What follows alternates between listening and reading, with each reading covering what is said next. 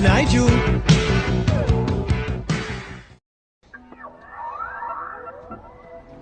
This boy is electric. And here we are at another new car launch. If you don't already recognise it, it's the Volvo EX30, the little baby SUV that Volvo are launching and customers are going to be receiving from February next year. And I've got to say, this launch event and the car and the presentation and everything about the event and the marketing and the look, it's just so much better than the Mini Countryman launch. This is so much more appropriate and appealing. I'm really not sure what it is about this car, but it just looks so modern, so new, so fresh. It doesn't just scream electric car, it's just a great looking car itself. Yes, it's like a crossover SUV, but it's just got something different about it. It's not just another box. This particular car is in ultimate trim, but it's not actually a real car. It's a put together mock of a car. So some things worked, like you could flash the lights and they worked, but if you tried the horn, that didn't work, and all the buttons on the steering wheel, that didn't work. The sat nav sort of worked and sort of didn't. So there's some things that I can show here and I tried, but there's a lot of things that just didn't work because it's not a live real car. And it just took a few seconds of sitting behind the steering wheel, feeling the steering wheel and these controls behind the steering wheel to realise what a quality car this is. Everything clicked nice, everything felt nice, everything just worked nicely. No loose buttons, nothing that sounded like a thin, tacky click. It was all nice and solid. And even this, the park, reverse, neutral, drive mode selector, I didn't like the idea that it was on a control behind the steering wheel before I arrived, but having just touched it and used it, it's just so obvious, and it does seem to work really well, and it's a nice feel to it. So in my opinion, better than having a button on the car. One of the things that I asked straight away was looking at this control with the park button, and that was, is there a creep mode? Can you turn it on and off? And I was told that there is not, so the car will creep when you come to a full stop. It does have one pedal driving, it will come to a complete stop, but the issue is, will it hold it there at traffic lights, or do you have to engage the park button or keep your foot on the brake? And apparently, yes you do.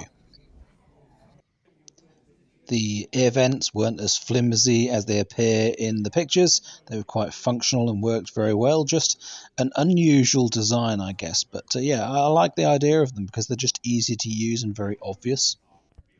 The screen, I'm not sure how much I can tell you with that because it wasn't particularly responsive when using Google Maps and scrolling across. As you can see here, it was a bit blocky, downloading things and not updating. And I was told it's not running correctly, it's not actually connected properly, so the real car would be a lot better than this. So I'm not sure what was going on here, whether it was getting that from a salesman's mobile phone or something. I really don't understand why it was quite laggy. The screen itself and moving across to some of the functions, turning lights on and off, or changing some of the settings in the car, that was all really good. The button placement at the bottom of the screen and how easy it was to touch and whether I had any misclicks or had to do it twice, etc. The answer is no. It was all one touch, all worked perfectly, apart from this swiping. As you can see, the setup of the screen here was really poor for this demonstration car. Again, I'm assured that it's Google Maps. It is absolutely as you'd expect, and it is very quick and responsive. I've obviously got to see that when I see the real car. Sadly, the long speaker bar that you can see on the bottom of the windscreen, that wasn't connected either, so I did try the audio controls and nothing worked at all. It's physically not connected. So a bit of a shame, because I'd like to have seen what the soundbar was like compared to having door speakers, because this EX30 doesn't have any speakers in the back or any speakers in the doors at all, just that soundbar along the front. One of the things I wanted to test in the car, I specifically went to look at, was this screen on the left hand side. How usable is it while you're driving? So I tried to position myself here and look with the camera at what I was doing on the screen, and then seeing how far I'd actually have to glance away to actually handle these controls, and could I do it easily. And what was interesting is you've got this like resting pad below the screen, so it's very good, because I find my fingers are a little bit shaky sometimes and I misclick the areas on the screen, so it was really handy. And the buttons on the screen, to be honest, weren't any different from, say, the buttons on my e-Golf. So turning on the heated seats for etc. It was effectively the same sort of button pushers to turn them on the screen, and in exactly the same position as where the heated seat buttons are on the Golf.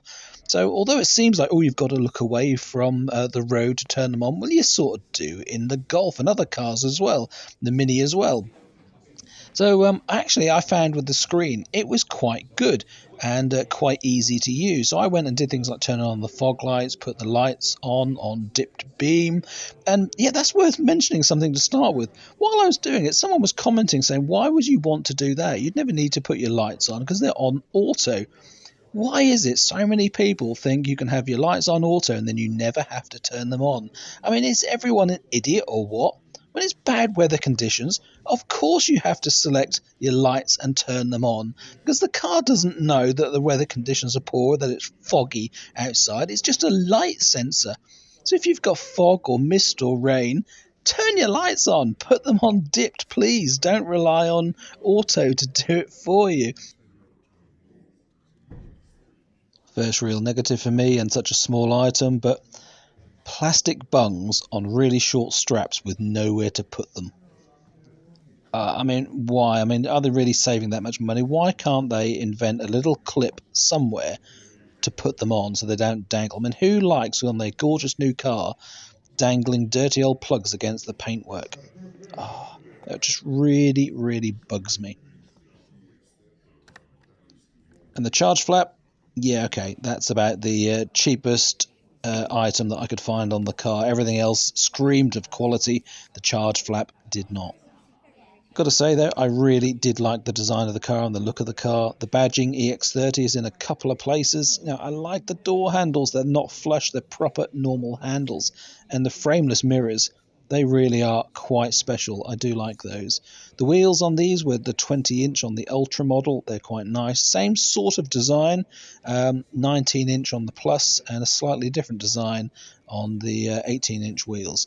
But these headlights, what a great way of integrating into where the air scoops would normally be. So that frontal area is made more interesting. You know, I remember on the Kona, it was bloody awful, wasn't it, the front end on it? They didn't know what to do with it. Volvo have done a much better job. Okay, these are the interior choices. So this is the indigo material set, and it's the only one there, that blue at the bottom, that doesn't have like sparkles on the dash. It's a solid blue color, and that's the one that's using recycled denim in the mix there. But you've got different ones. You've got this breeze pattern, which is very light, and light blues and greys, and again with the sparkles. So you know, they're nice, and they're nice combinations. But for me, with the fear of Susan going shopping for strawberries and raspberries, I think I'd rather have a darker material than a lighter material. So I think that indigo appeals more to me. And you've got mist. What have we got there? It's more of a grey, but also you can have that in the yellow colour. So the bright yellow isn't available on all of the interior styles. And pine. What have we got there? Yellow's available again, and a different mix of greys.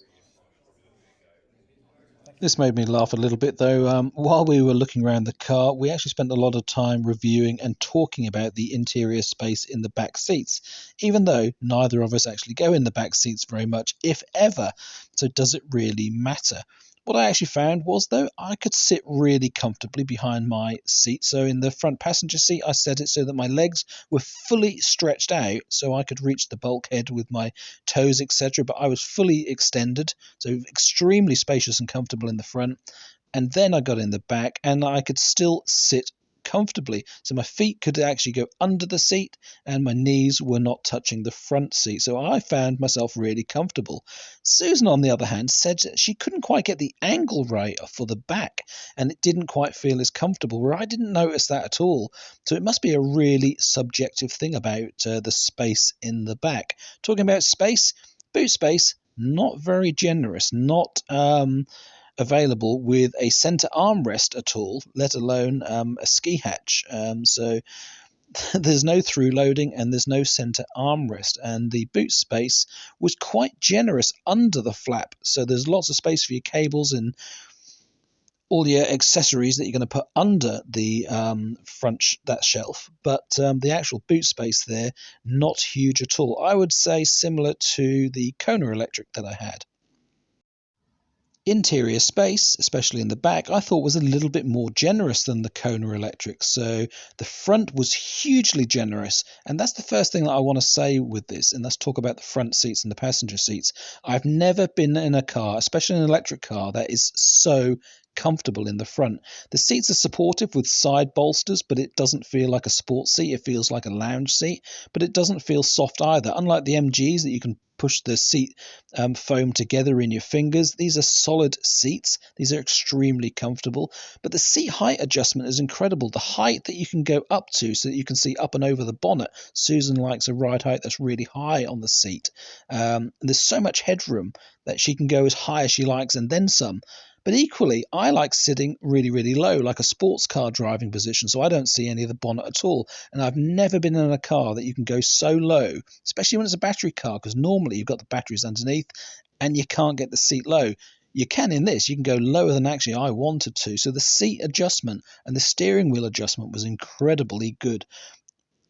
Steering wheel felt like a soft leather. Obviously, it's not leather; it's vegan material, but high quality. How many times have I said, I've gone with a Skoda Enyaq and found their vegan materials are just a bit PVC-like and aren't quality. Volvo have got it right. The quality of the materials in here are fantastic because they are vegan. They aren't leather, but the touch and the feel of it is exceptionally high.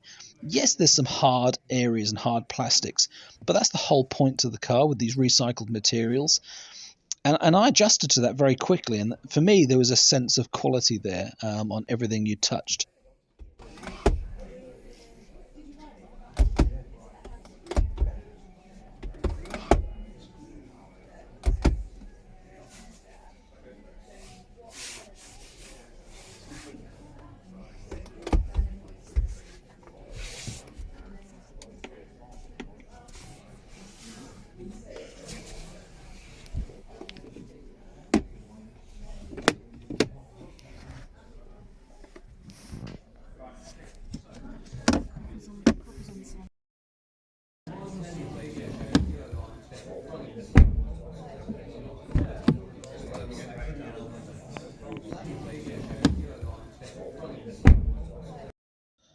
So if you can't already tell, I'm a bit of a fan of this car. I was on the very first day that it launched online, so much so that I placed an order for one back in June.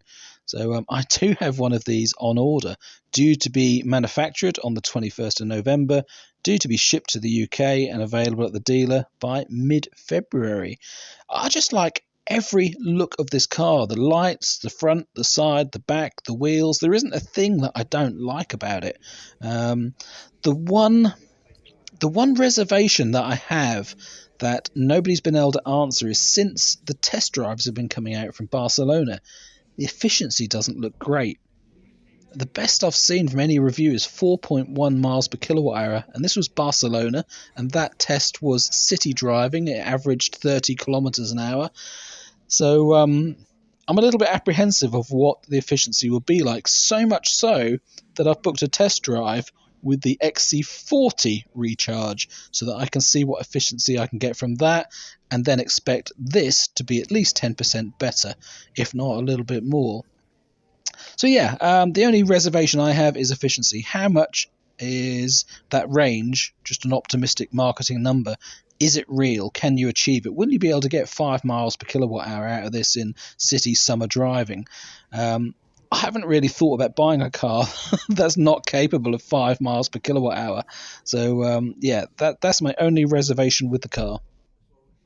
So this is a little bit odd again that this is it's not a review of the car, is it? But it's a first look of, I don't know, should we call this a prototype of the car? Without actually getting to drive it, you can't tell what it's really like.